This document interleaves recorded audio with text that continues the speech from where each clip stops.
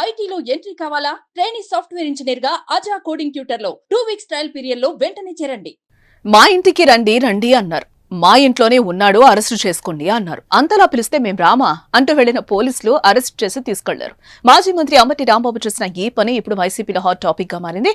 ఓ YCP కార్యకర్తను దగ్గరుండి పట్టించారు ఆయన.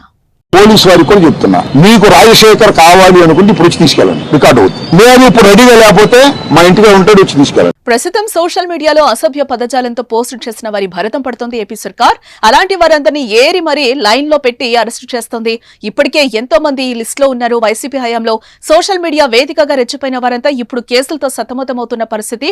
పల్నాడు జిల్లా నకరికల్లుకు చెందిన వైసీపీ కార్యకర్త రాజశేఖర్ రెడ్డి కూడా హోంమంత్రి అనితపై పోస్టులు పెట్టినట్లుగా గుర్తించి అతనిపై నూజివీడులో కేసు నమోదు చేసి కొన్ని రోజులుగా వెతుకుతున్నారు. అయితే మంగళవారం గుంటూరు జిల్లా సబ్ జైల్లో వైసీపీ సోషల్ మీడియా కార్యకర్తలను అంబటి రాంబాబు పరామర్శించారు. అనంతరం మీడియాతో మాట్లాడిన ఆయన రాజశేఖర్ రెడ్డిని వేధింపులకు గురి చేస్తున్నారని, రాజశేఖర్ రెడ్డి తన ఇంట్లో ఉంటాడని తీసుకువెళ్లాలని అన్నారు.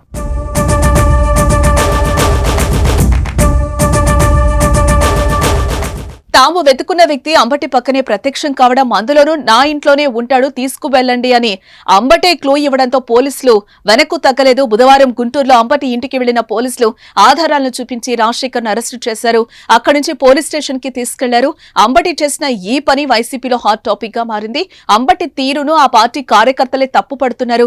ఇంటికొచ్చిన వ్యక్తిని కాపాడకుండా ఇలా దగ్గరుండి పోలీసులకు అప్పగించడం ఏంటని వాపోతున్నారట.